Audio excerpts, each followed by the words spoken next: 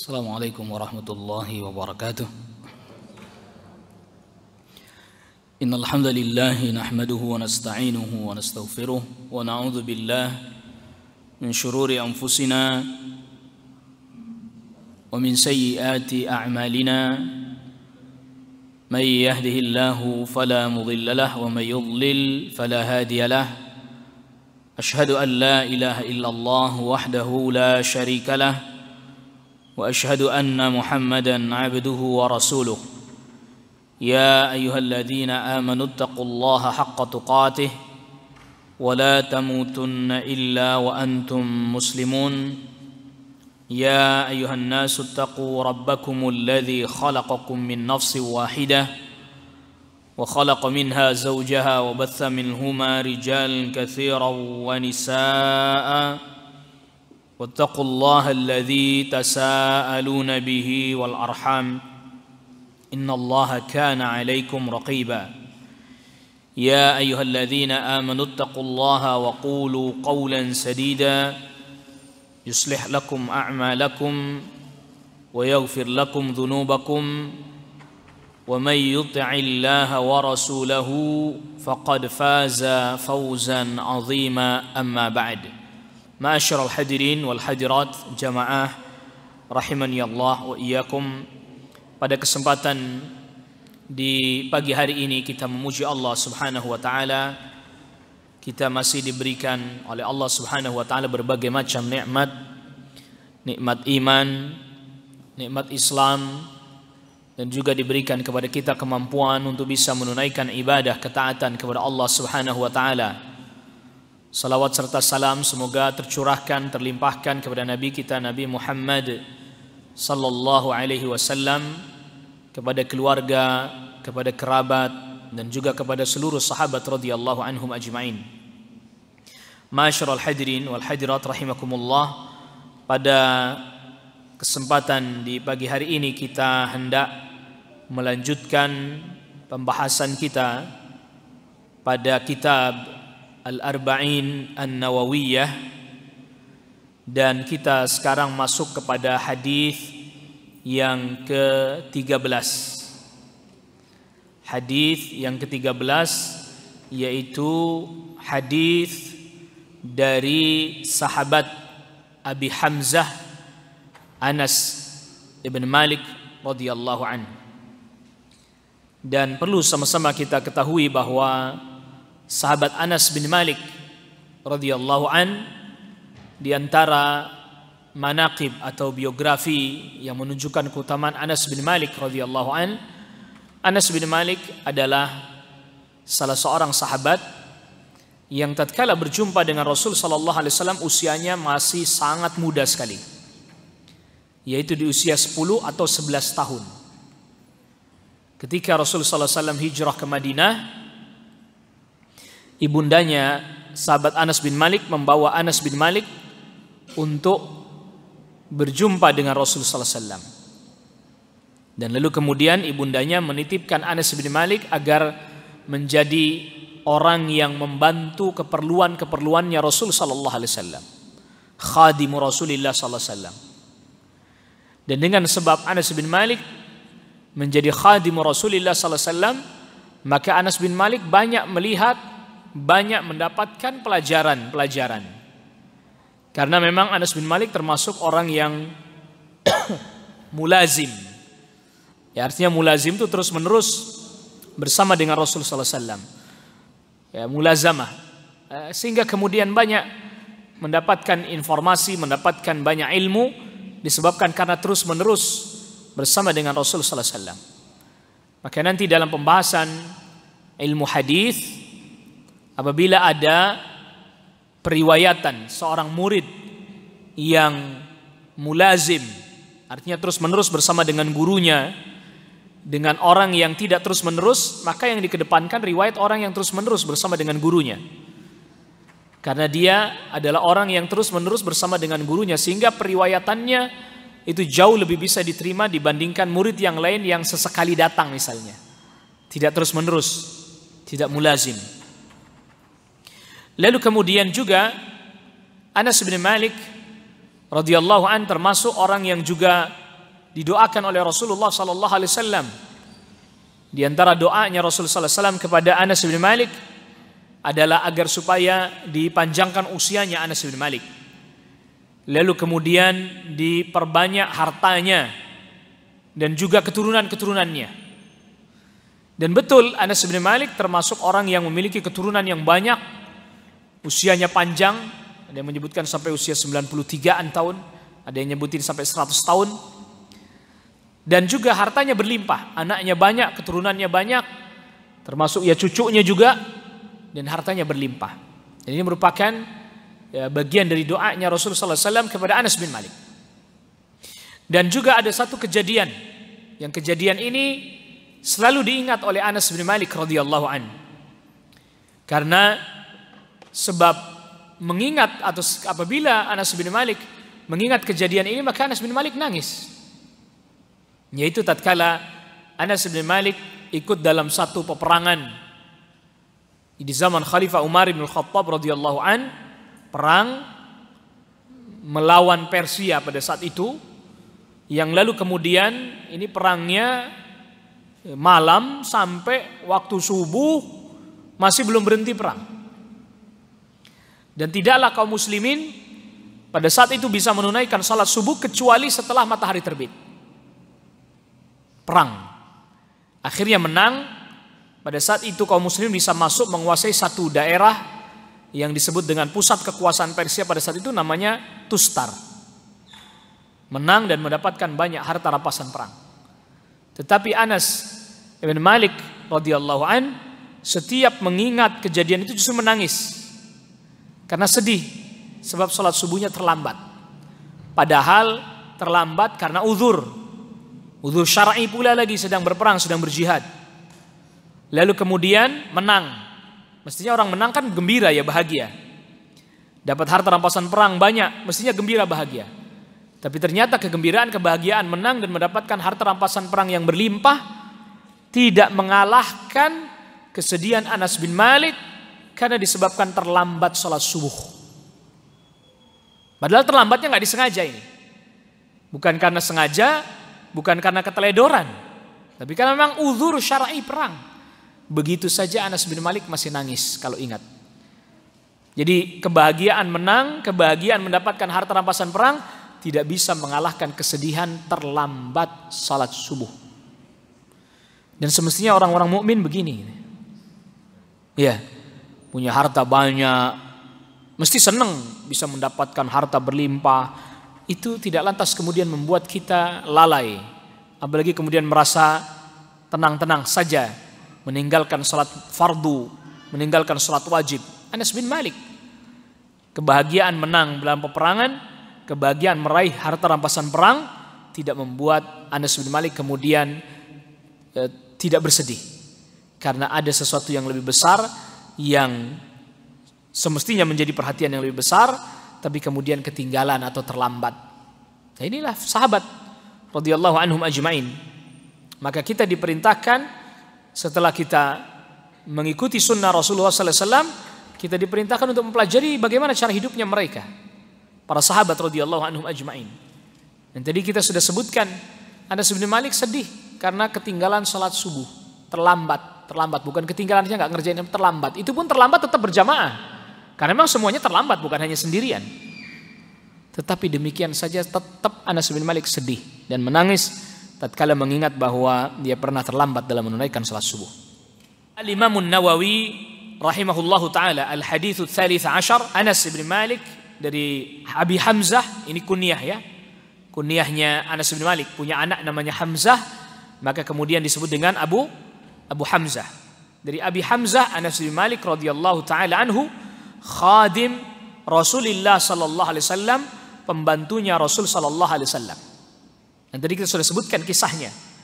Jadi ibundanya Anas bin Malik berjumpa dengan Rasul sallallahu alaihi wasallam di usia sekitar 10 atau 11 tahun. Jadi pembantunya Rasul sallallahu alaihi wasallam. Berarti ketika Rasul sallallahu alaihi wasallam wafat, usianya Anas bin Malik baru sekitar 20 atau 21 tahun.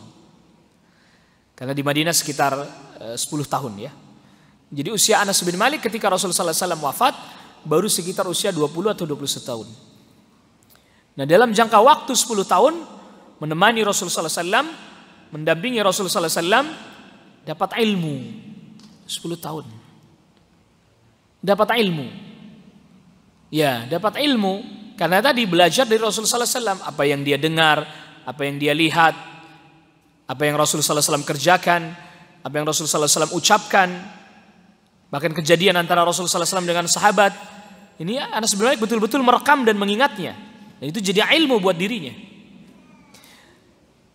Nah, hadis ini dari Nabi sallallahu alaihi wasallam, dari Nabi sallallahu alaihi wasallam, Nabi sallallahu alaihi wasallam bersabda, "La yu'minu ahadukum hatta yuhibba li akhihi ma yuhibbu li nafsihi." La yu'minu ahadukum, ini matannya hadis, isi hadisnya. La yu'minu ahadukum hatta yuhibba li akhihi ma yuhibbu li nafsihi.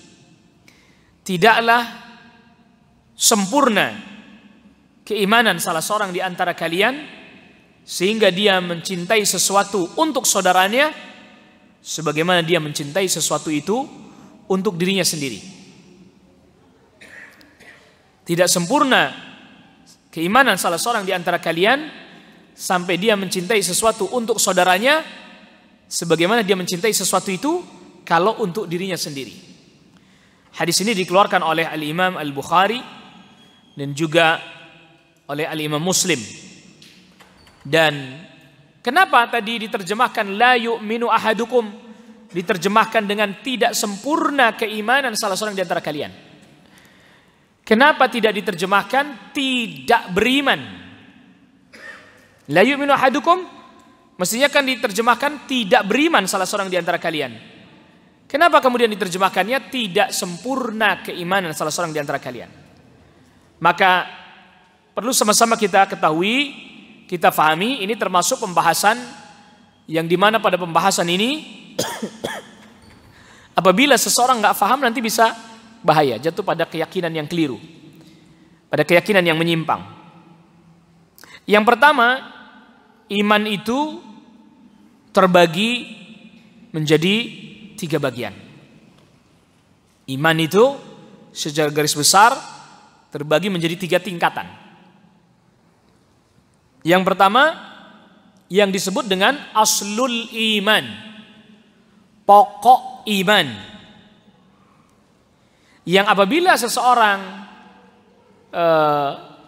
melakukan sesuatu yang menyebabkan aslul iman atau pokok keimanan ini hilang, ya maka berarti dia tidak lagi disebut sebagai orang mukmin, atau dengan kata lain dia disebut masuk ke dalam kekufuran alias disebut kufur, kafir. Ya, ini aslul iman, pokok iman. Seperti misalnya orang yang berbuat dengan perbuatan kesyirikan yang besar, asyirkul akbar, yang sampai dia wafat dia masih belum bertobat dari syirik yang besar. Ini aslul iman lepas nih, hilang. Pokok keimanannya hilang sehingga dia jatuh pada kekufuran. Waliyadzubillah, wa nasallallahu alaihi wasallam. Termasuk juga orang yang misalnya mengingkari salah satu ayat dalam Al-Quran, dia katakan itu bukan ayat Al-Quran, atau dia meyakini bahwa itu tidak benar misalnya. Naudzubillah, ini ayat nggak benar. Ini bahaya, bisa menghilangkan pokok iman, aslul iman.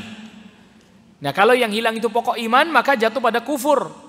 Naudzubillah, nasallallahu alaihi wasallam, dan dia bisa kekal di neraka. Yang kedua adalah kamalul iman al-wajib. Kamalul iman al-wajib, kesempurnaan iman yang wajib.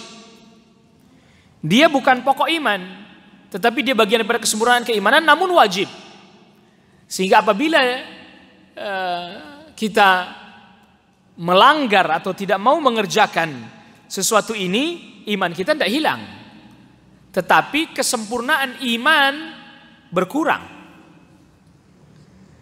Ya, kamalul iman al-wajib, kesempurnaan iman yang wajib. Nah, itu seperti yang disebutkan dalam hadis ini. La yu'minu ahadukum hatta yuhibba li akhihi ma yuhibbu li nafsihi. Tidaklah sempurna keimanan salah seorang di antara kalian sampai dia mencintai sesuatu untuk saudaranya sebagaimana dia cinta sesuatu itu untuk dirinya sendiri. Nah, ini yang apabila seseorang tidak sampai atau tidak mau mengerjakan hal ini yang disebutkan tadi, dia tidak jatuh pada kekufuran tapi imannya sangat berkurang drastis. Karena ini adalah kesempurnaan iman yang wajib, yang kalau dia tinggalkan maka dia akan berdosa. Yang ketiga, tingkatan yang ketiga yang disebut dengan kamalul iman al-mustahab. Kesempurnaan iman tapi tidak wajib, dianjurkan. Ya, Anda kalau umpamanya mengerjakan sesuatu yang dimana sesuatu itu bertentangan dengan kamalul iman al-mustahab, kesempurnaan iman yang dianjurkan, ya Anda nggak dosa. Tapi sangat dianjurkan, sangat dimotivasi, didorong agar orang sampai pada level ini. Ya, pada level ini. Yaitu misalnya contohnya apa? Kesempurnaan iman yang sampai pada level yang mustahab. Ya dia hatinya lebih sering terpaut dan terkait kepada Allah Subhanahu wa taala. Sehingga apabila ada sesuatu yang boleh untuk dikerjakan tapi sangat utama kalau dia tidak mengambil itu, lalu dia kemudian nggak mengambilnya. Contohnya begini. Jadi seperti yang disebutkan dalam hadis orang-orang yang masuk surga, 70.000 orang yang masuk surga tanpa hisab, tanpa adab. Rasulullah SAW sabdakan dalam hadis dikeluarkan Imam Bukhari dari Abdullah bin Abbas radhiyallahu anhuma, Rasulullah SAW sabdakan, humul ladzina la yastarqun wa la yaktawun wa la yatatayyarun wa ala rabbihim yatawakkalun. Mereka orang-orang yang masuk surga tanpa hisab tanpa azab, 70.000 orang masuk surga tanpa hisab tanpa azab. Mereka adalah orang-orang yang tidak minta diruqyah. Mereka adalah orang-orang yang tidak berobat dengan cara besi panas ditempelkan. Mereka juga bukan orang-orang yang beranggapan sial dengan burung atau semisalnya, dan hanya kepada Rabb mereka bertawakal. Nah, di dalam ayat ini disebutkan tidak minta diruqyah. Para ulama katakan minta diruqyah hukum aslinya boleh, tapi lebih utama kalau dia tidak kerjakan itu. Boleh, tentu ruqyahnya syar'iyah, ruqyah syar'iyah boleh, tapi lebih utama dia tidak meminta diruqyah. Gitu. Karena apa? Yang lebih utama enggak, walaupun boleh. Ya, tetapi kalau yang bolehnya mutlak boleh, tidak mengandung anjuran untuk tidak mengerjakannya, ya itu jelas hukumnya tetap mubah. Jadi bukan berarti orang tawakal itu orang tidak berobat, bukan, salah. Berobat yang di dalamnya terdapat yang lebih utama adalah tidak minta. Tapi kalau dia nggak minta, tiba-tiba orang mau bantuin dia meruqyah, silahkan aja. Tapi meminta sebaiknya tidak. Yang lebih utama tidak. Tapi hukum aslinya boleh. Ya, hukum aslinya boleh, tapi lebih utama tidak. Nah ini, maka berdasarkan 3 tingkatan ini, yang aslu al-iman, pokok keimanan, lalu kemudian naik kamal iman al-wajib, kesempurnaan iman yang wajib, naik lagi kamalul iman al-mustahab, yang paling tinggi. Dan mereka adalah orang-orang yang Allah Subhanahu wa taala sebutkan dalam suratul Waqiah, was-sabiquna as-sabiqun ulaikal muqarrabun fi jannatin na'im thullatun minal awwalin wa qalilum minal akhirin. Jadi as-sabiqun orang berlomba-lomba dalam kebaikan. Itu kuotanya sudah banyak diambil oleh generasi awal, thullatun minal awwalin. Yang di belakang sedikit. Karena tidak betul-betul merealisasikan dari apa yang menjadi konsekuensi dari keimanan dan tauhid. Nah maka qauluhu sallallahu alaihi wasallam, sabda Nabi sallallahu alaihi wasallam, la yu'minu ahadukum, tidak sempurna keimanan salah seorang di antara kalian, itu tadi kita sudah jelaskan alasannya kenapa diartikannya tidak sempurna keimanannya. Tidak diartikan tidak beriman. Tadi maknanya berbeda. Ya, tidak sama, makna berbeda, tidak sama antara satu dengan yang lain. Jadi ini harus difahami, harus dimengerti dengan benar, sehingga kita tidak jatuh pada kekeliruan. Jadi ada yang namanya aslul iman, pokok keimanan, ada yang namanya kamalul iman, al-wajib, kesempurnaan iman tapi yang wajib, dan ada juga kamalul iman, al-mustahab, kesempurnaan iman yang dianjurkan. Nah, di dalam hadis ini tidak sempurna keimanan salah seorang di antara kalian, ini adalah merupakan anjuran yang dimana menganjurkan kaum muslimin jangan hanya sekedar bisnis saja, hanya bukan sekedar cari duit, cari keuntungan saja, bahkan termasuk ikut membantu saudaranya juga. Artinya dia infakkan hartanya di jalan-jalan kebaikan. La yu'minu ahadukum hatta yuhibba li akhihi ma yuhibbu li nafsi. Sampai dia mencintai sesuatu untuk saudaranya sebagaimana dia mencintai sesuatu itu untuk dirinya sendiri. Misalnya begini, kalau kita senang, kita ingin supaya kita mendapatkan petunjuk, dapat hidayah, kita juga kepingin, kita juga senang kalau orang lain dapat petunjuk, dapat hidayah. Ini kita kasih contohnya yang begini dulu nih, bukan melulu contoh dunia, bukan. Kalau kita lihat ada misalnya orang muslim, ya, dia mendapatkan kenikmatan, maka kita wajib ikut berbahagia atas kenikmatan yang dia dapat. Kalau ada orang mukmin, orang muslim jatuh pada kesedihan, kesusahan, maka wajib bagi kaum muslimin untuk ikut merasakan kesusahan itu dengan cara, misalnya kalau udah anggota keluarga yang wafat, takziah. Ya, termasuk juga ikut membantu pengurusan jenazah. Termasuk juga ikut mengantar untuk penguburannya. Itu masuk bagian awal saleh. Nah, di dalam hadis ini disebutkan la yuhibbu ahadukum hatta yuhibba li akhihi ma yuhibbu li nafsihi. Dan ini adalah merupakan sesuatu yang berat, tidak mudah, maka butuh motivasi. Karena keimanan seseorang tergantung tadi dengan amal, ya, makanya iman itu terkait dengan amal, bukan hanya yang di dalam hati.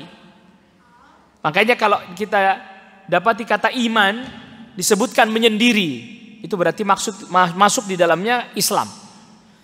Sebagaimana apabila ada orang Islam lalu kemudian dia punya saudara dapat kesusahan, dia ikut bersedih. Dapat dia bahagia, ikut bahagia. Itu yang benar. Bukan kebalik. Dia dapat kenikmatan, kita yang kesal, marah. Giliran dia dapat kesulitan, kita gembira, bahagia. Na'udzubillah. Nasallallahu alaihi afiyah. Hadis ini termasuk bagian daripada qawaiduddin, pondasi-pondasi agama.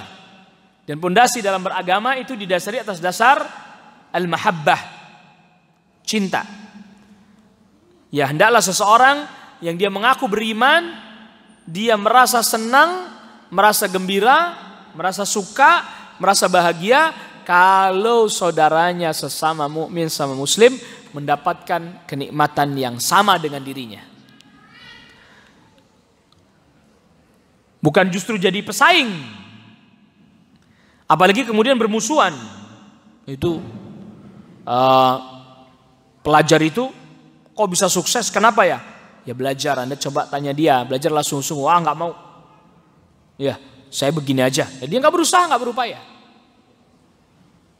Ya, jadi apabila seseorang dia mampu mencintai saudaranya atau mencintai sesuatu untuk saudaranya sebagaimana dia mencintai sesuatu itu untuk dirinya sendiri, itu tanda kekuatan iman ada pada dirinya.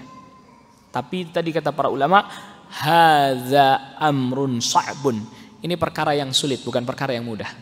Lihat orang dapat nikmat, kita ikut bahagia. Lihat orang lagi susah, kita ikut sedih. Bukan sebaliknya, lihat orang lagi susah, kita senang.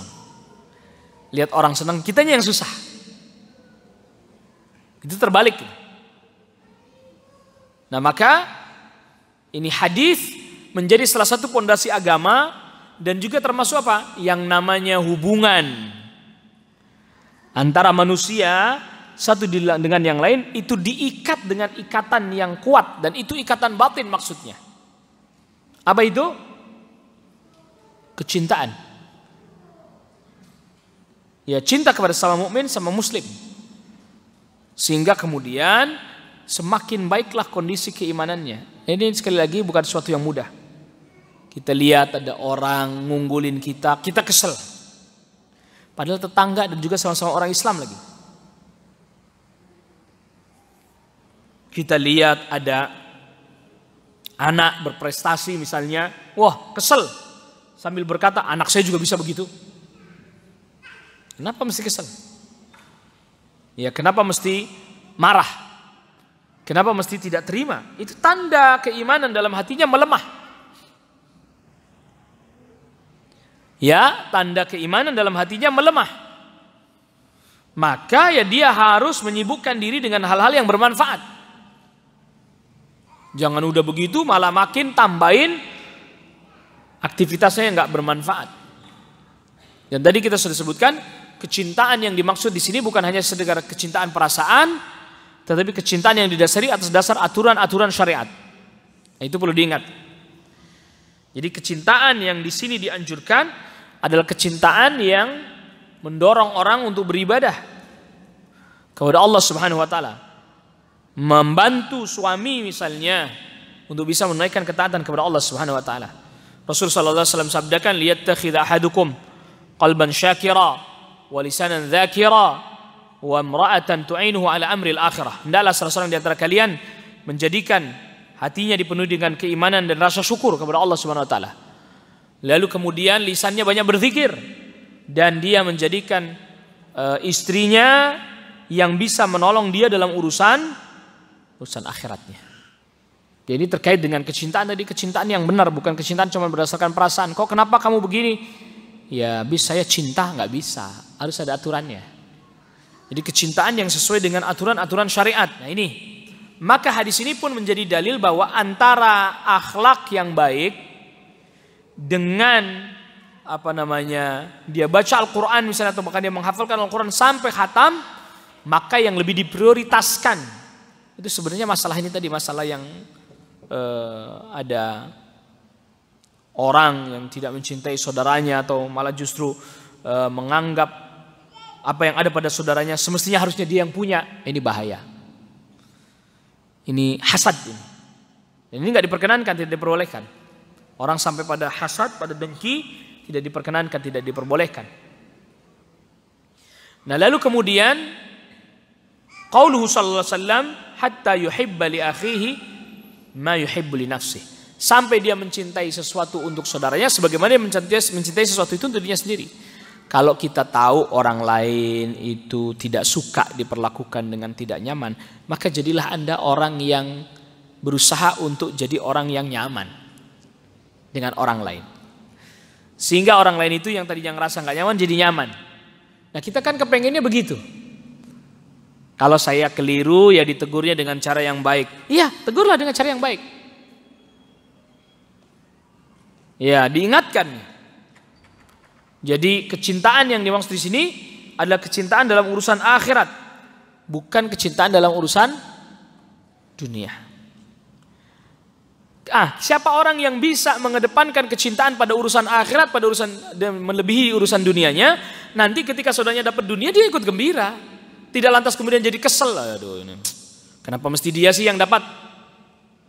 Kenapa nggak saya aja? Makanya hasad itu bertingkat-tingkat. Mulai dari yang pertama, tidak suka ngelihat orang bahagia. Udah itu aja dulu. Itu yang paling level paling bawah itu. Kita nggak seneng lihat saudara kita seneng.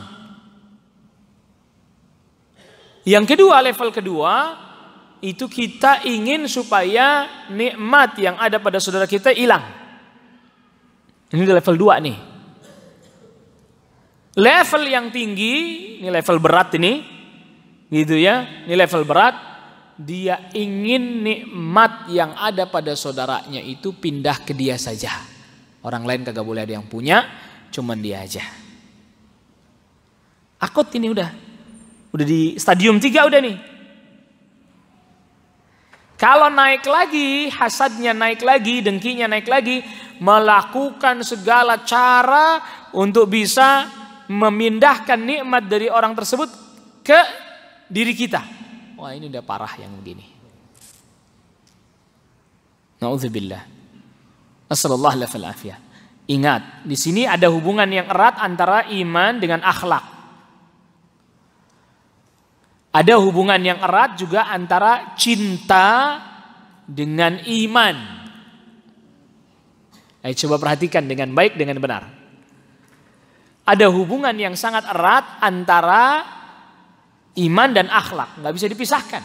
Makanya Rasulullah SAW sabdakan, la yu'minu ahadukum. Ini hadisnya. Hatta yuhibba li akhihi ma yuhibbu li nafsihi. Rasulullah SAW juga sabdakan, akmalul mu'minina imanan ahsanuhum khuluqa. Orang yang paling sempurna imannya adalah yang paling baik apa? Akhlaknya. Dan masih banyak lagi hadis-hadis yang mengisyaratkan, yang menjelaskan bahwa iman itu sangat erat dengan akhlak. Makin baik iman, makin baik apa? Akhlaknya. Makin buruk iman, makin buruk apa? Akhlaknya. Dan akhlak itu, definisinya akhlak itu adalah satu keadaan yang tertanam di dalam hati, hayatun rasikhatun fil qalb, satu keadaan yang tertanam di dalam hati, bihaitsu yasduru minha al-af'al, di mana keluar perbuatan-perbuatan dari keadaan atau dari sifat yang tertancap dalam hati tersebut, min ghairi fikrin wala rawiyatin, tanpa berpikir panjang, spontan. Spontan.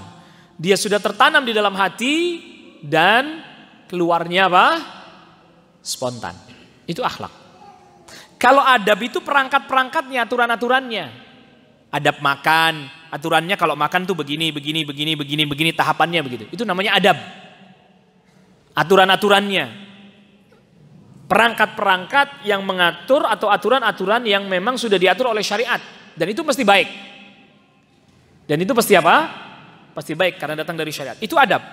Adabnya makan gimana? Oh begini, makan dengan tangan kanan misalnya, membaca bismillah dan seterusnya. Itu adab.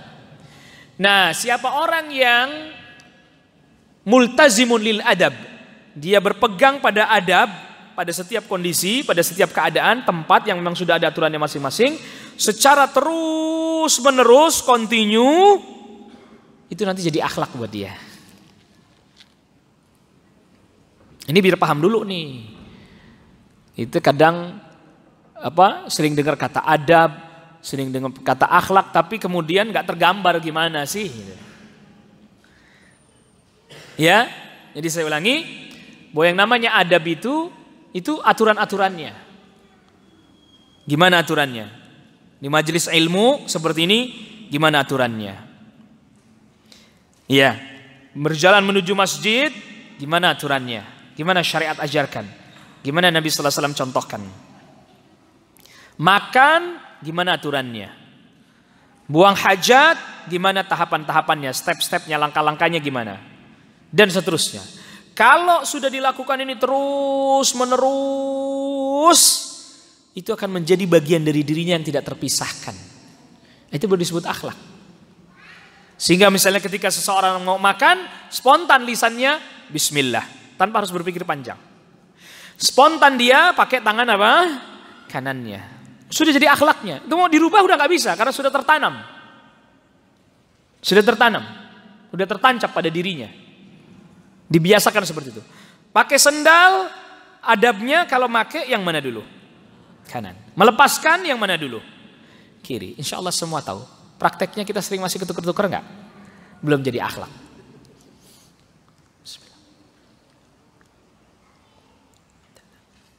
Belum jadi apa? Belum jadi akhlak. Ilmu adabnya udah tahu. Ilmu tentang adabnya harus begini-begini sudah tahu. Tapi pada prakteknya masih sering tukar. Giliran pakai kiri dulu masuk. Giliran lepas kanan dulu. Nah, itu belum jadi akhlak. Sedang berlatih. Diistilahkan oleh para ulama, istilahnya apa? Takhalluq, sedang berusaha menanamkan akhlak. Iya. Sebagaimana belajar disebut dengan ta'allum, sedang berusaha untuk mendapatkan ilmu dan menanamkan dalam dirinya. Ya perlu begitu semuanya. Makanya Rasulullah SAW sabdakan, ini riwayatnya dikeluarkan oleh Al-Khatib Al-Baghdadi, innamal ilmu bitta'allum wa innamal hilmu bittahallum.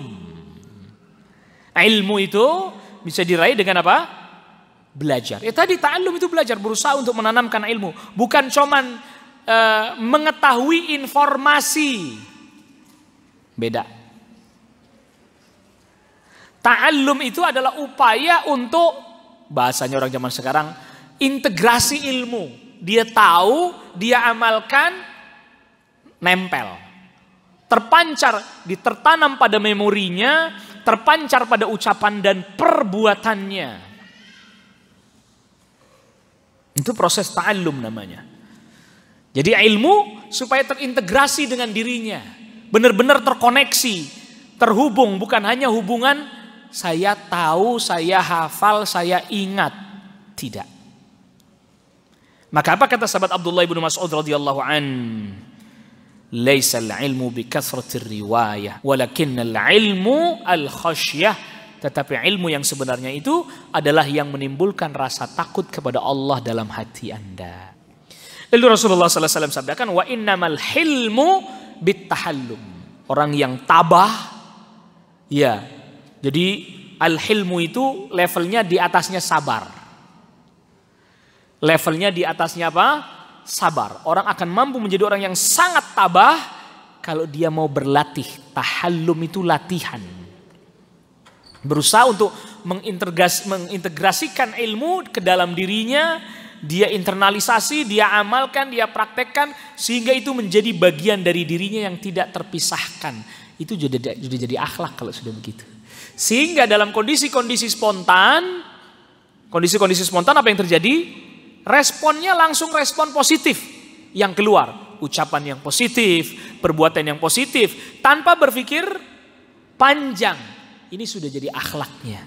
Makanya kalau Anda lihat misalnya ada orang, contoh sederhana saja. Anda lihat ada orang, tiba-tiba dia lihat misalnya ada orang tua mau nyebrang. Jadi tadi tidak bisa nyebrang. Itu Anda lihat ada dua orang yang melihat keadaan itu responnya beda-beda. Ada yang respon yang lihat, cuek saja. Gak peduli. Bukan urusan saya. Yang kedua apa? Mikir dulu. Bantuin gak ya? Itu lagi prosesnya. Proses takhalluq tadi. Yang ketiga ngelihat gitu langsung spontan dia nyebrang, langsung bantu nyebrang, selesai. Dan itu bagi dia ringan, berat, tak perlu berpikir panjang, tak perlu memaksakan diri. Bahkan sebagiannya itu nyaman dan menyenangkan, lagi membahagiakan. Ini biar jelas dulu. Tetapi ada tetapinya. Tetapi orang yang sudah pada sampai tingkatan menjadi bagian dari dirinya itu juga motivasinya atau latar belakangnya beda-beda. Ada yang latar belakangnya, memang saya dari kecil diajarkan oleh orang tua saya begitu. Nilai apa yang Anda dapat? Pokoknya ya saya diajarin begitu aja. Tapi ada orang yang melakukan hal itu karena saya berharap Allah Rabbul Alamin pun akan nanti menolong saya, membantu saya ketika saya dalam keadaan kesulitan.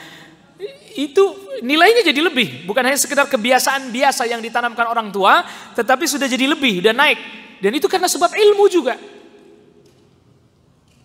Ya, karena sebab ilmu juga. Sehingga apa? Sehingga dia mengerjakan itu betul-betul karena dorongan, faham betul. Bahkan sampai ada yang pada level, saya justru yang butuh ini. Saya butuh begini. Saya butuh bantu orang malahan. Bukan saya butuh dibantu orang. Saya butuh bantu orang. Karena dengan sebab itu saya pun butuh pertolongan Allah Rabbul Alamin. Levelnya udah naik nih yang begini. Jadi orang yang sudah memiliki karakter, jadi tertanam menjadi karakternya pun, itu tetap harus dilihat latar belakangnya. Jelas dulu ini biar kita clear dulu. Baik. Nah, disinilah kemudian peran begitu kuat antara iman dengan akhlak. Bagaimana iman mampu mensupport akhlak. Kalau dia sudah tertanam, maka makin meningkatkan. Karena kan kita punya akhlak itu bawaan. Ada yang bawaan dari kecil gak perlu latihan, sudah ada pada diri kita. Ada yang harus latihan keras betul.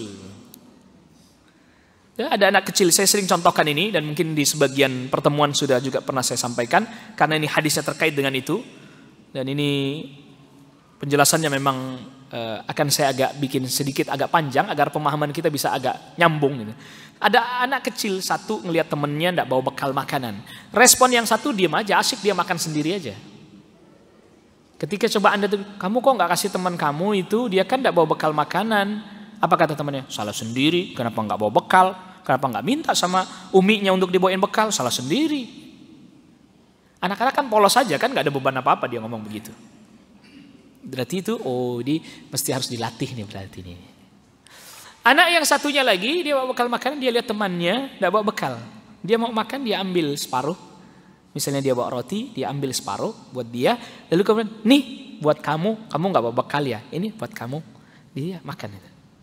Spontan aja kan. Tak ada yang ngajarin, gak ada dia begitu.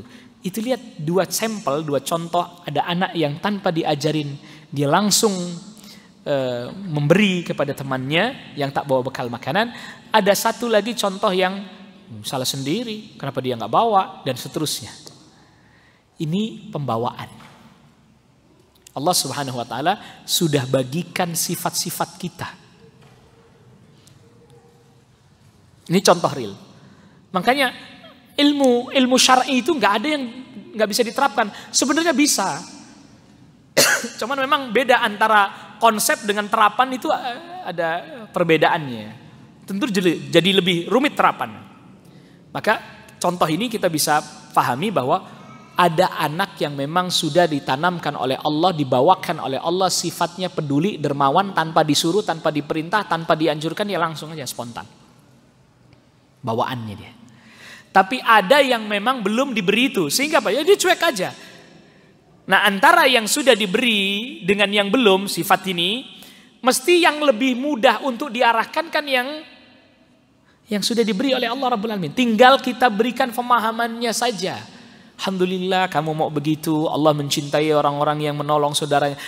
Itu kan tinggal menambah saja, mendorong dan menambah. Sehingga motivasinya bukan hanya sekedar dorongan karakter belaka, tapi dorongan karena memang kita butuh kepada Allah, butuh pertolongan Allah. Allah mencintai orang-orang yang membantu temannya, saudaranya, dan seterusnya. Termasuk motivasi pahala jannah. Nah, bagi yang belum diberi, berat nggak? Lebih berat. Lebih berat. Dia harus dimotivasi dan berlatih lebih ekstra lagi. Berlatih lebih apa? Lebih ekstra lagi. Tapi apa? Bukankah Allah Rabbul Alamin pun memberikan pahala sesuai dengan tingkat kesulitannya? Ya? Sesuai dengan tingkat kesulitan, payah, capeknya. Ats-tsawab biqadri ta'ab. Pahala itu tergantung capeknya, payahnya, usahanya sebesar apa. Sesuai dengan itu.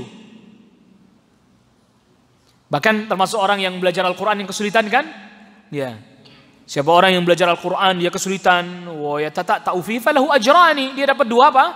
Dua pahala. Pahala mau baca dan kesulitan-kesulitannya itu. Itu berarti nilainya menjadi lebih dari sisi itu. Ya, nilainya menjadi lebih dari sisi dia harus bersusah payah, dia harus capek-capek untuk bisa mendapatkannya. Ini, namun Anda jangan kemudian berputus asa. Misalnya tadi si anak yang sudah diberikan oleh Allah Subhanahu wa taala tadi kepedulian, misalnya mau dermawan dan seterusnya. Dia juga punya kekurangan nanti di sifat yang lain.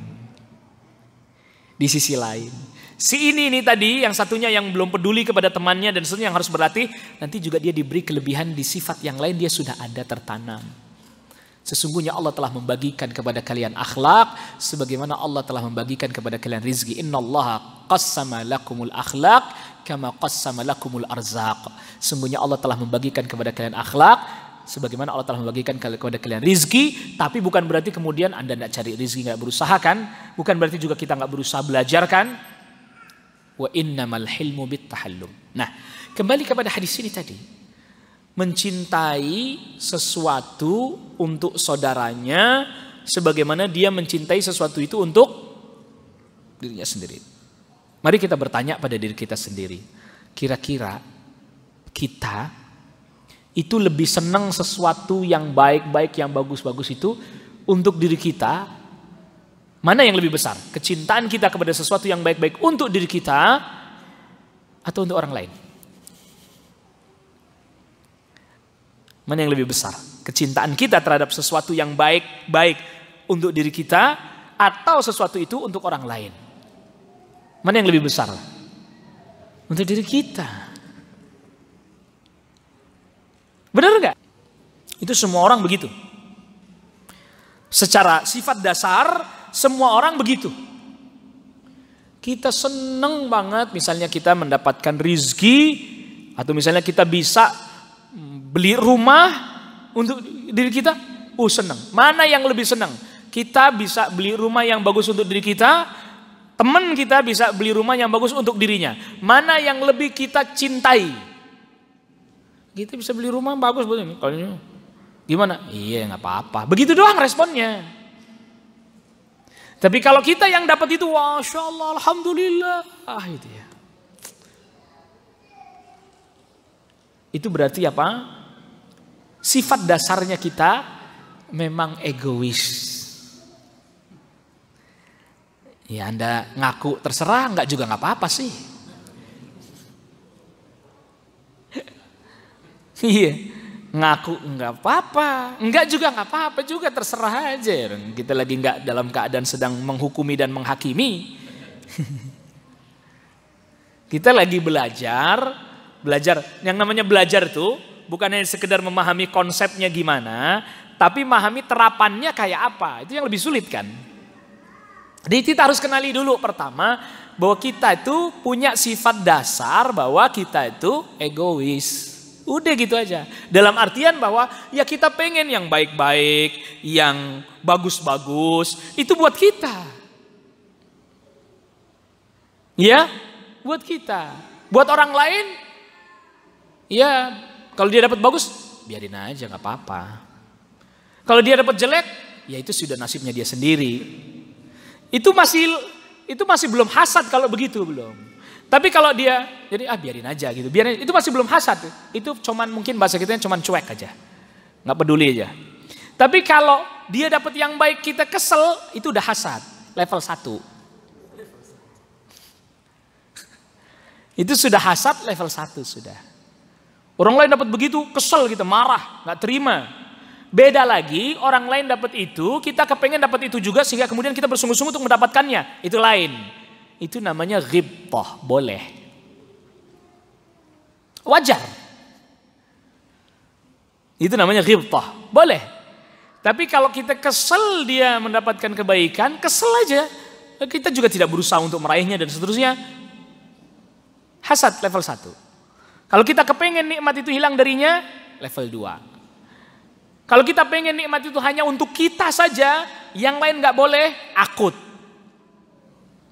Biasanya kalau udah di level ini mesti menghalalkan segala cara nih kalau udah begini. Bahkan jadi apa? Kalau kata orang ini orang psycho ini. Gangguan psikologis kejiwaan. Bener ini gak bohong. Kalau udah sampai pada level bahwa orang lain tidak boleh mendapatkan kebaikan, hanya saya aja, ini udah harus diterapi secara kejiwaan, bahaya ini.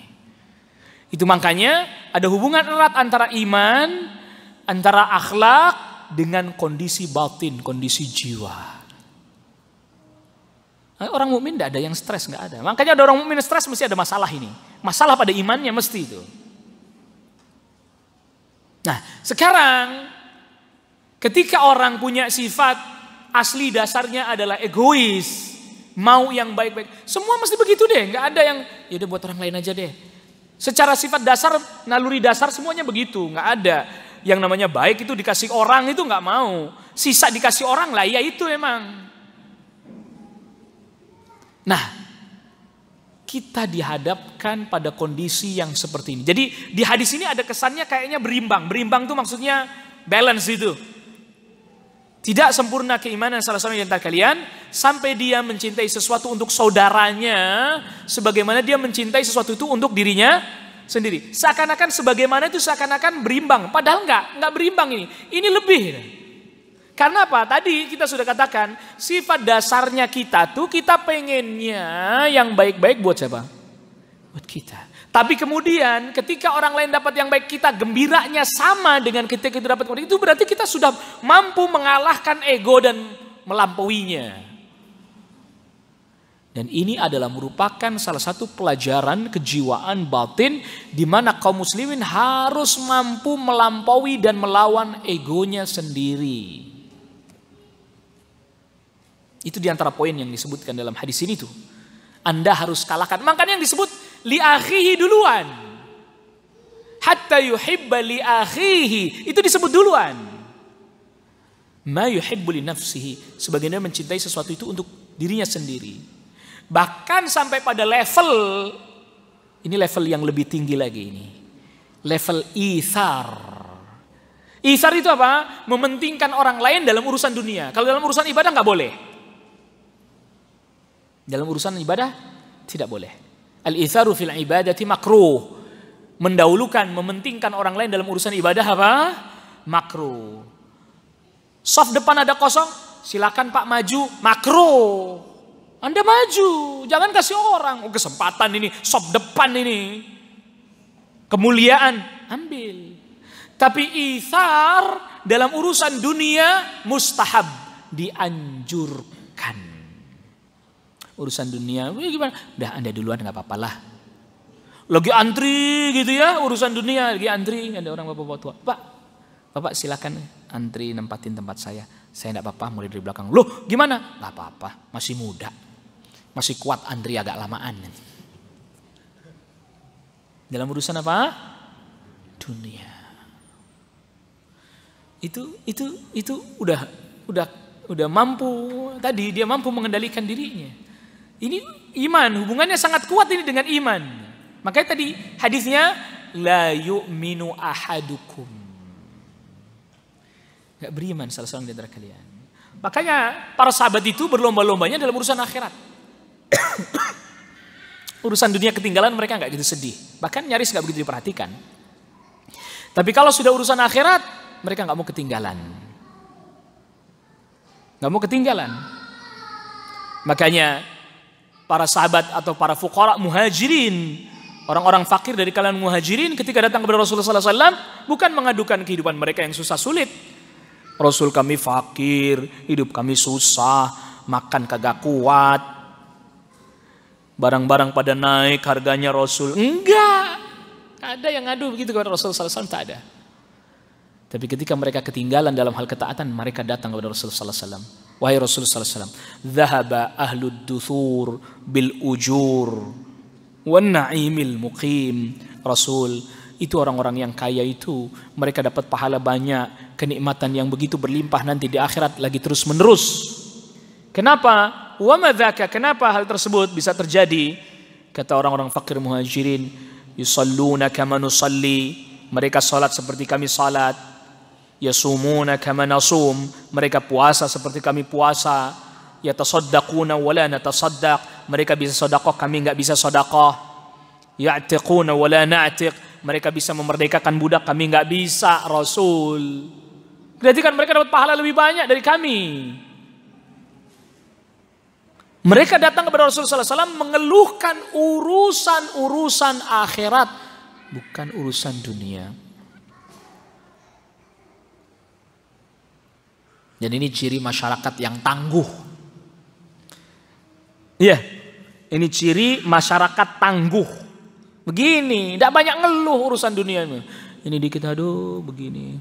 ini begini, ini naik, itu naik, ini begitu. Ketinggalan urusan akhirat nggak ada ngeluh-ngeluhnya, nggak ada, biasa aja. Nggak sholat biasa aja, nggak ibadah biasa aja. Harga naik jerit. Ini ciri masyarakat cengeng.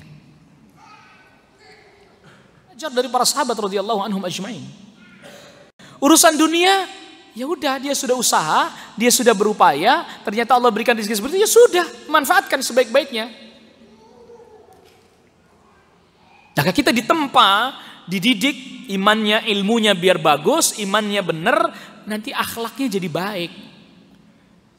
Kalau kita ingin, contoh sederhana lagi, kita ingin supaya yang bisa memahami ilmu itu bukan cuman kita, maka disyariatkanlah untuk menyebarkan ilmu, berdakwah.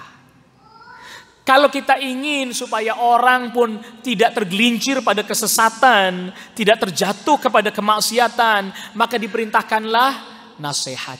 Ad-dinun nasihah, ad-dinun nasihah. Diperintahkan tawasau bil haq, tawasau bis sabr. Diperintahkan bahkan watawasau bil marhamah, dengan saling kasih sayang mengingatkan. Diperintahkan amar ma'ruf nahi mungkar. Itu dalam rangka apa? Dalam rangka membuktikan bahwa kita ini tidak egois, mau masuk surga sendirian, enggak. Maka apa? Diingatkan nih, yang ini tidak benar, yang ini dilarang oleh Allah Subhanahu wa taala, yang ini dilarang oleh Rasul sallallahu alaihi wasallam. Tapi apa yang terjadi? Nah, sekarang kita bicara di lapangan tuh. Itu kan konsep ideal tuh. Konsep bagus banget, ideal banget. Di lapangan.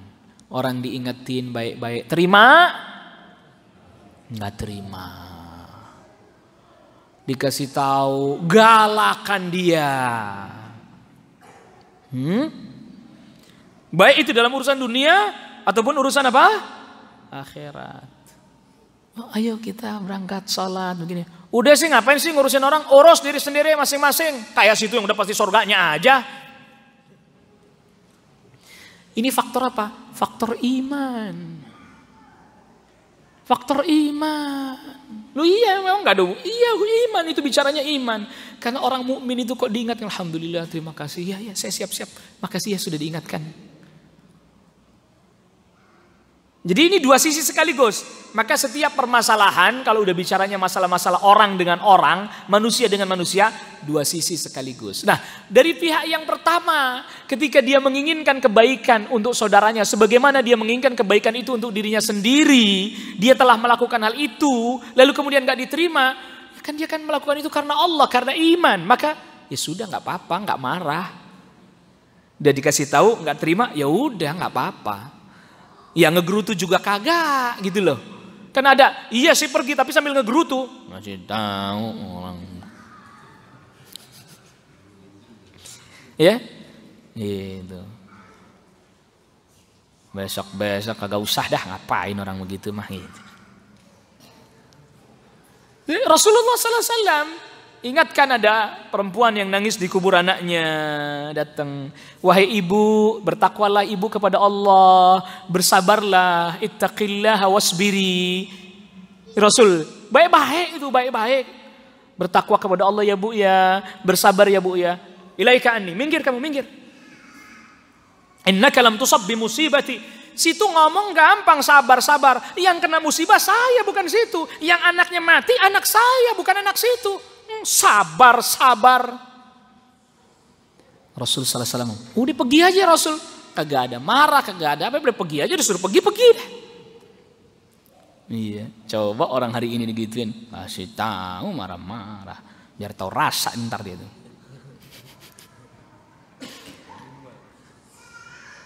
Allahu Akbar. Itu karena memang kita menginginkan kebaikan buat dia. Makanya yang namanya nasihat, yang namanya dakwah, ngajak orang pada kebaikan, berusaha menghindarkan orang dari berbagai macam keburukan, asas awalnya adalah asas ingin supaya dia mendapatkan kebaikan, sebagaimana kita juga senang kalau kita dapat kebaikan. Kita juga nggak senang kalau dia jatuh pada keburukan, sebagaimana kita juga nggak mau jatuh pada keburukan itu. Makanya kalau bahasanya anak sekarang, dakwah itu nothing tulus, kagak masalah. Orang nerima, alhamdulillah hidayah dari Allah Rabbul Alamin. Orang kagak terima, mau bilang gimana lagi. Tapi tetap harus dengan cara-cara yang baik. Karena yang kita inginkan bukan mau ngejatuhin dia, bukan. Yang kita mau bukan mau merendahkan dia, bukan. Yang kita mau bukan menghinakan dia, bukan. Yang kita mau dia supaya berada dalam kebaikan, berada dalam ketaatan. Sebagaimana alhamdulillah Allah telah berikan kepada kita kebaikan, ketaatan, bisa ketaatan. Kita nggak mau dia jatuh pada keburukan, sebagaimana kita juga nggak mau jatuh pada keburukan. Makanya kalau Anda juga nggak mau diperlakukan dengan buruk, jangan perlakukan orang lain dengan apa? Dengan buruk. Kita nih maunya orang hormatin kita, orang menjaga bicaranya agar tidak menyakiti hati kita. Kita pengennya begitu, bener enggak? Kita kepengennya begitu, mau bener enggak? Apa Anda senang kalau ada orang datang ngomongnya nyakitin Anda, perilakunya membuat Anda kesel, marah? Ada yang begitu, tunjuk tangan. Ntar saya utus orang untuk berbuat begitu kepada Anda, biar Anda... Kan gak ada ya. Tapi aneh loh. Kita kepengen diperlakukan orang seperti itu. Tapi kita memperlakukan orang gimana? Semau-maunya. Gak boleh ini begini. Ini gak sesuai dengan asas hadis ini. Kalau kita senang. Kalau istri senang. Suaminya bicara baik-baik. Ya istri bicaranya baik-baik juga dong ke suami. Kalau suaminya senang. Istrinya bicara baik-baik padanya. Hai suami, ngomong baik-baik juga dong ke istri. Kan bisa dikomunikasikan dengan baik. Nggak harus pakai marah, nggak harus pakai sewot, nggak harus pakai bahasa yang kasar, nggak harus pakai bahasa yang menghinakan, menjatuhkan. Dasar istri. Udah saya sensor itu. Enggak, saya nggak mau nyebut itu. Udah disensor. Ya. Gitu. Dan terus seperti itu. Ya bos, ngeselin Pak Ustadz katanya. Istri saya ngeselin banget Pak Ustadz. Emang Anda gak pernah ngeselin dia? Sebaliknya istri juga, suami itu Ustadz, aduh kelakuannya. Tuh kalau udah pakai bahasa kelakuannya itu udah konotasinya negatif aja pokoknya deh. Loh memang kemudian Anda gak pernah juga berbuat perilaku yang membuat dia sakit hati. Sama. Ini bukan soal bicara jual beli. Gitu ya. Situ jual saya beli. Bukan bicara begitu. Ada saatnya kita harus kemudian menggunakan. Dan memang harus semestinya. Kecuali nanti beda babnya, bab perang lain lah ya. Lain ceritanya nanti. Menggunakan hadis ini. Saya begini nih biar kamu ngerti. Gini loh. Masya Allah. Jadi ini termasuk hadis. Yang dimana hadis ini adalah merupakan pondasi dalam setiap urusan kita. Makanya saya sudah pernah sebutkan bahwa dalam mengumpulkan hadis-hadis di dalam kitab Al-Arba'in ini, Al-Imam Nawawi berusaha, dan ini termasuk kata para ulama, ini termasuk ilmunya. Al-Imam Nawawi bisa melihat mana hadis yang memang menjadi poros-poros dalam urusan-urusan agama. Ya Qawaiduddin itu Al-Arba'in itu hadis-hadis tentang kaidah-kaidah, poros-poros, simpul-simpul urusan agama. Anda faham, jadi bukan hanya sekedar hafal lafaznya. Anda faham, Anda praktekkan, maka bisa dikatakan Anda telah bisa mengamalkan agama pada taraf simpul-simpulnya. Ini termasuk ini. Ini semuanya nih berkaitan. Maka bicara orang mukmin dengan mukmin yang lain, matsalul mu'minina fi tawaddihim wa ta'atufihim wa tarahumihim kal jasadil lahu sair. Orang mukmin itu seperti satu tubuh. Apabila ada satu anggota tubuh yang sakit, maka yang lainnya ngerasain kagak bisa tidur. Panas dingin. Yang sakit yang mana? Yang panas dingin sekujur tubuh. Yang sakit yang mana? Yang nggak bisa tidur, semuanya kan nggak bisa istirahat, nggak bisa tidur. Nah, orang mukmin itu seperti itu. Sehingga sampai sikap mereka terhadap saudaranya itu sama seperti memperlakukan dirinya sendiri. Bahkan tidak sedikit di antara mereka yang sampai pada level ithar, lebih mentingin saudaranya dibandingkan dirinya sendiri. Nah, mungkin kita teringat tentang hadis di mana ada Rasulullah SAW kedatangan tamu. Rasulullah SAW tanya orang rumah, nggak ada sesuatu yang untuk menjamunya. Siapa di antara kalian yang mau menjamu tamu saya? Saya, Rasul. Spontan aja. Dan ini bukan orang yang kelebihan harta, enggak. Saya. Baik. Kamu yang jamu tamu saya malam ini. Pulang dia tanya sama istrinya, ada makanan? Ada. Cuman itu jatahnya buat anak-anak. Kalau itu dimakan anak-anak, tidak makan apa? Sudah, anak-anak suruh tidur aja, suruh tidur. Tidurkan mereka. Anda bisa bayangkan bagaimana yang masih saya sempat kepikiran tuh, kok ya istrinya mau aja gitu loh. Kalau laki-laki bilang, udah tuh anak tidurin aja, nih makanan ntar buat kasih tamu. Laki-laki, logikanya main. Ibu perempuan perasaan kan yang main. Coba, enak aja. Ini jatahnya bocah, kenapa dikasihin dia? Kalau emang situ nggak sanggup, nggak usah deh pakai sok-sokan mau ngejamu tamunya Nabi. Ini narasinya perempuan, bukan yang itu. Yang mana? Nggak tahu. Pokoknya ini narasinya begitu. Sok-sokan pakai mau jamu tamunya Rasul. Ini buat makanan anak nih. Yang bener aja situ. Jadi bapak bertanggung jawab dong. Nggak mikir apa? Kalau udah keluar bahasa itu tuh kasar banget udah itu. Ya. Nah, maklum kalau saya kan orang sebelah sono, orang Priok, pinggir laut, makanya begitu bahasanya. Lihat, tapi yang sempat saya merenung, itu istrinya yang nurut aja. Suaminya bilang, udah anak-anak tidurin aja, ya suruh tidur, ntar. Ya kan tidurin kan mesti kalau memang dia masih butuh disusuin nggak? Anda bisa bayangkan itu makanan, dia mesti itu anak lapar. Kalau memang masih disusuin, kalau enggak, bagaimana ceritanya tuh bocah nangis suruh diem sampai tidur? Itu kan butuh usaha yang begitu besar. Iya. Butuh effort yang begitu besar. Itu makanya terkadang dalam beberapa kasus saya sedang merenung, nih kok istrinya iya aja lagi gitu. Iya aja dia nurut. Nanti kalau tamunya udah datang sediain tuh makanan, matiin lampu. Nah, nanti saya pura-pura begini biar dikira saya makan juga gitu. Itu istrinya kok nurut aja ya. Masya Allah. Saya tidak berani bayangkan itu kalau kejadiannya di zaman sekarang, istri orang zaman sekarang, gitu. Kira-kira responnya kayak apa ya? Sampai sudah selesai, esok harinya apa Rasulullah SAW katakan, Allah takjub dengan apa yang kalian lakukan berdua semalam.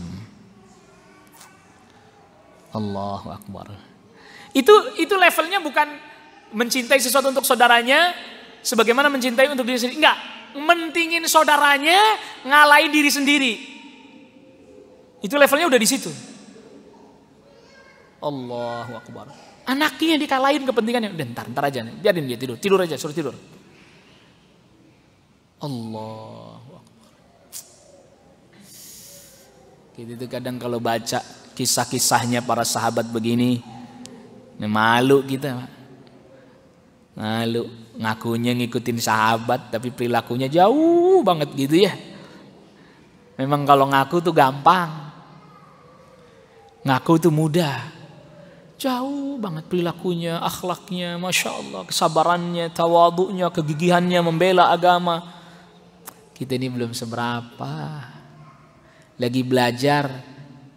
Bahkan baru mulai belajar. Itu emang kenapa sih? Akuin aja. Kadang kita tuh, saya udah lama. Iya lama, tapi prakteknya belum lama. Bahkan belum bisa.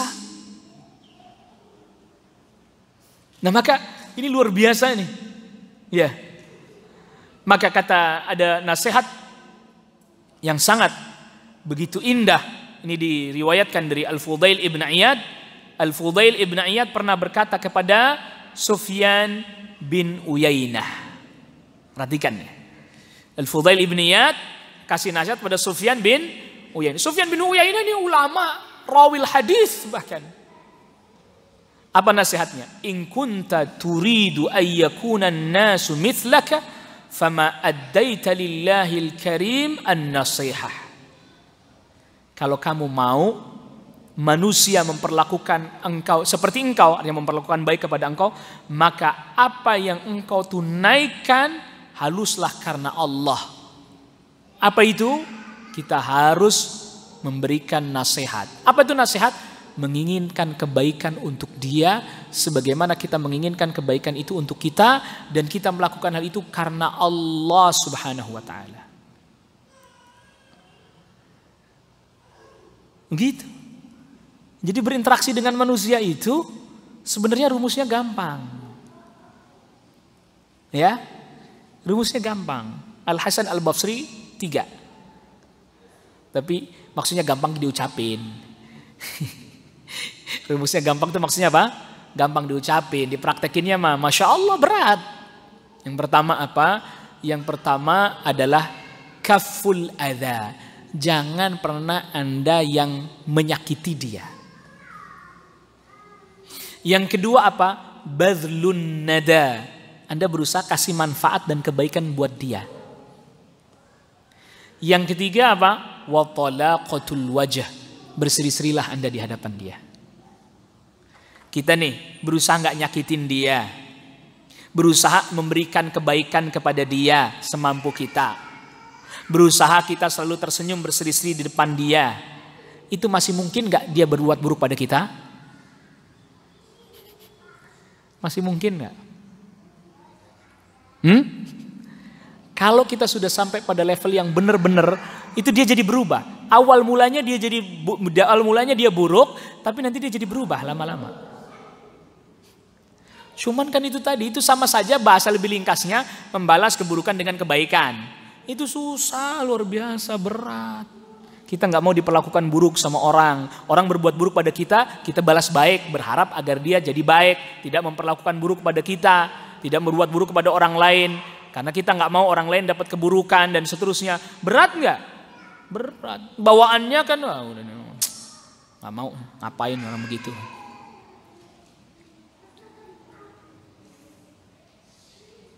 Jadi tidak mudah ini. Dan memang karena begitu beratnya, sehingga apa? Sehingga itu tadi, pahalanya begitu besar. Dan itu tanda kesempurnaan iman. Memang gak berat. Gak mudah.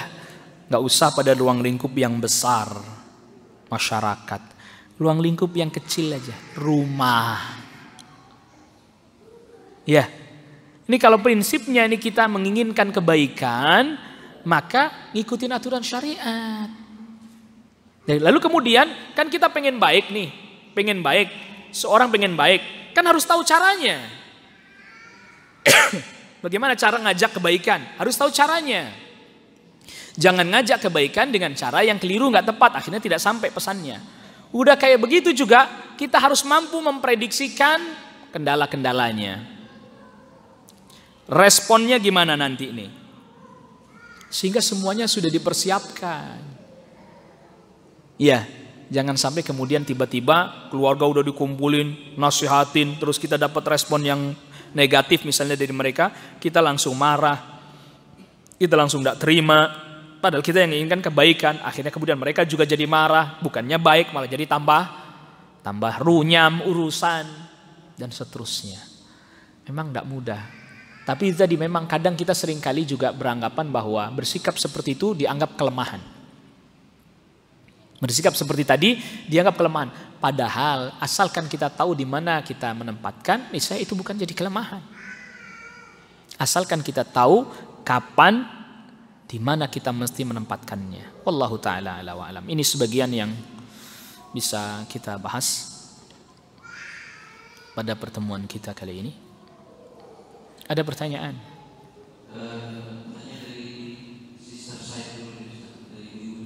Ibu-ibu.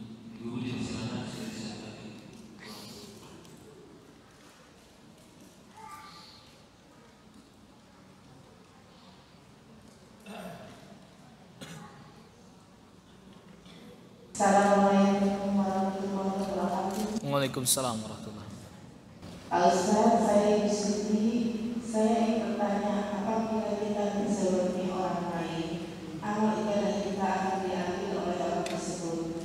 Amal ibadah seperti apa yang akan diambil? Ya,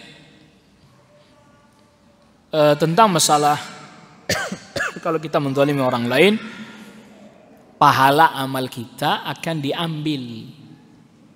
Sebagaimana hadis Nabi sallallahu alaihi wasallam ya tentang muflis, orang yang bangkrut.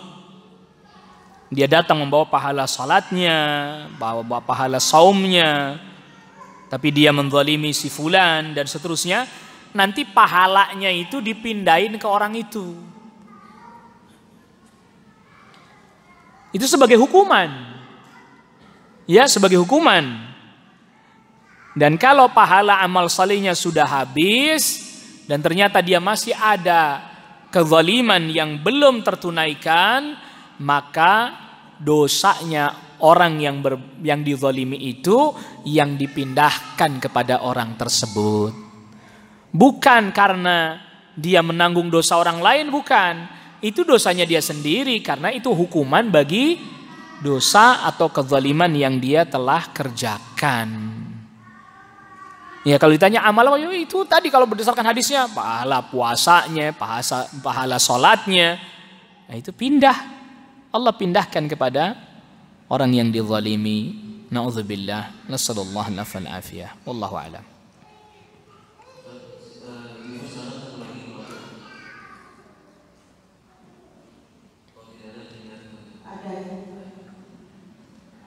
Assalamualaikum warahmatullahi wabarakatuh. Waalaikumsalam warahmatullahi wabarakatuh. Pak Ustaz, saya Ibu Desi. Saya ingin bertanya, pertanyaan saya keluar dari rumah pengajian kita.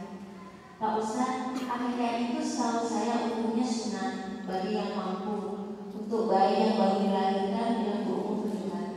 Pertanyaan saya, apakah ada hadis yang mengatakan bahwa akikah itu untuk orang dewasa, orang yang berusia lanjut, dan untuk orang yang telah meninggal dunia yang bisa diakikahkan oleh keluarganya sendiri ataupun dirinya sendiri?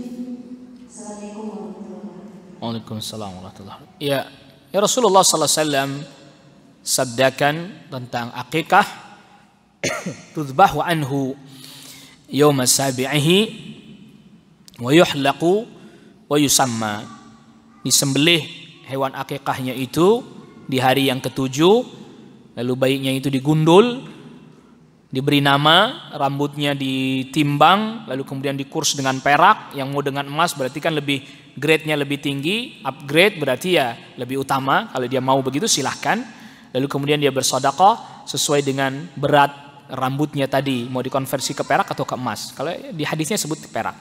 Lalu kemudian diberi nama dengan nama yang baik, ya namanya orang-orang saleh, namanya para nabi, namanya para rasul, namanya para sahabat, dan seterusnya.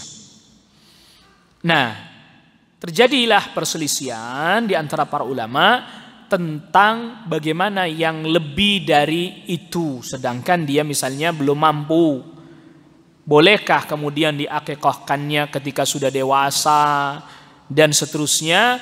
Nah, masalah ini memang terjadi perbedaan pandangan di antara para ulama karena memang tidak ada dalil yang tegas menjelaskan tentang hal tersebut. Begitu. Ada hadis yang disahihkan oleh sebagian para ulama yang kalau nggak bisa di hari yang ke-7, hari ke-14, nggak bisa hari ke-14, hari ke-21. Lalu kemudian ada hadis yang juga menjelaskan bahwa Rasul sallallahu alaihi wasallam mengakikahkan untuk dirinya sendiri setelah beliau jadi nabi, jadi rasul. Itu berarti sudah dewasa. Namun hadis ini pun diperbincangkan kesahihannya. Maka karena atas dasar dalil yang tegas yang menjelaskan orang yang sudah dewasa itu tidak ada dalil tegas menjelaskan tentang hal itu, wallahu a'lam, maka para ulama terjadi perbedaan, terjadi perselisihanlah dalam masalah tersebut. Begitu ya. Jadi kalau pertanyaannya kan apakah ada hadisnya mengakikahi orang dewasa, wallahu a'lam, saya belum mendapati hadisnya. Dan karena sebab itulah kemudian para ulama berselisih terkait dengan masalah akikahnya orang dewasa, dia akikahkan dirinya sendiri misalnya, dan seterusnya. Maka terjadi perbedaan dalam hal itu di antara para ulama, wallahu a'lam. Ya. Bapak, fadhal.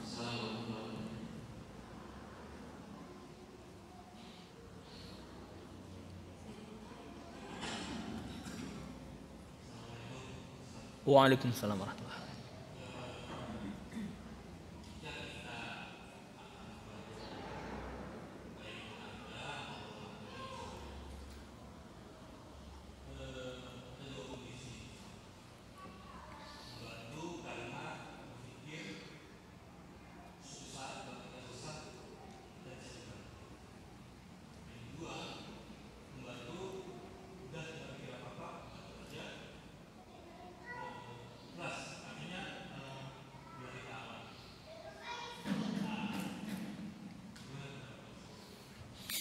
Ya, kita apabila membantu, maka berharaplah agar supaya Allah Rabbul Alamin yang memberikan balasannya kepada kita. Jadi jangan, ya udah bantu nggak usah berharap apa-apa. Itu enggak boleh, itu enggak boleh. Enggak boleh. Kenapa? Itu hampa, kosong. Sedangkan kita ibadah itu harus ada harapan. Ya takut, ya berharap. Harapannya apa? Agar supaya Allah yang memberikan balasan kepada kita. Mau di dunia, mau di akhirat. Pokoknya Allah yang bantu saya. Allah yang menolong saya. Allah yang memberikan balasan yang terbaik kepada saya. Karena apa? Berharap bantuan dari manusia, kecewa deh. Ya kalau dia bantu pas dia enggak. Kesel kan? Udah kesel. Cerita deh kita ke orang-orang. Dulu tuh dia waktu susah saya yang bantu. Angus. Ya hilang. Kita masih terus ngomongin. Tambah malah kita dosa. Ngungkit-ngungkit.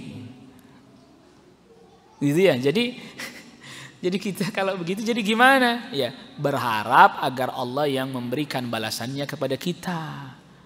Nggak tahu gimana caranya, pokoknya saya berserah diri kepada Allah, saya berharap Allah yang memberikan balasannya kepada kita. Itu yang tepat, wallahu a'lam. Ya, satu lagi, fadhal kalau ada.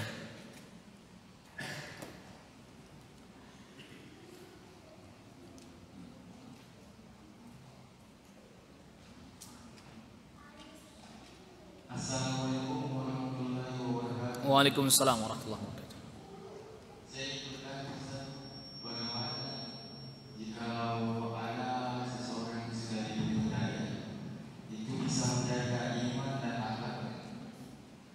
Gimana diulangi? Bagaimana? Orang yang sudah diberi hidayah, misalnya senior saya, dia itu harus kecelakaan, terus dia diberi hidayah. Itu untuk Dia apa tadi? Diberi hidayah. gimana cara untuk menjaganya agar tetap kita itu semakin kuat dan semakin mantap untuk kedepannya. Gimana cara setelah diberi hidayah akibat ini kecelakaan dari motor atau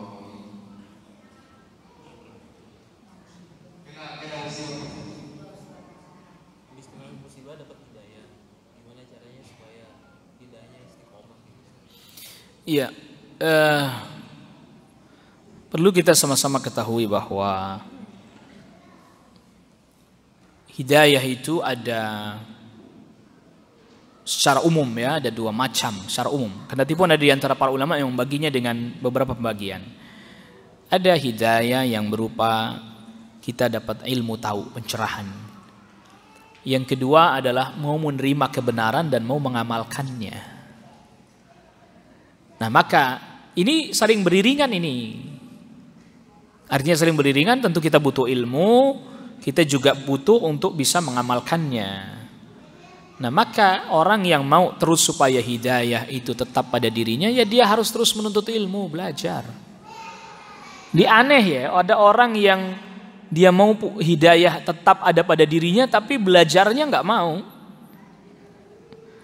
Nuntut ilmunya nggak mau. Aneh, gimana dia mau bisa dapat bertahan?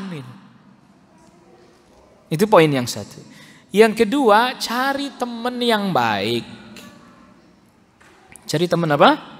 Teman yang baik, yang selalu mengingatkan dia, memotivasi dirinya.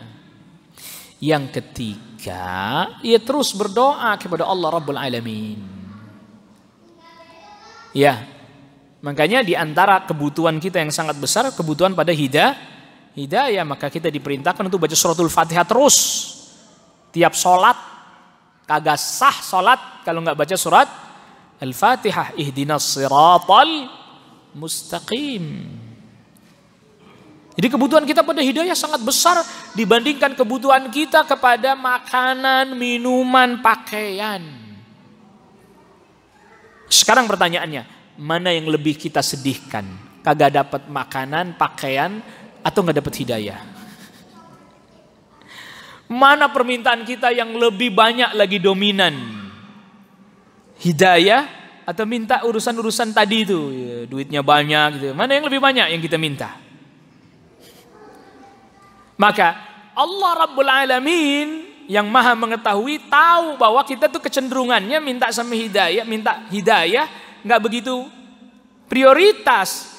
Seringkali prioritas kita apa?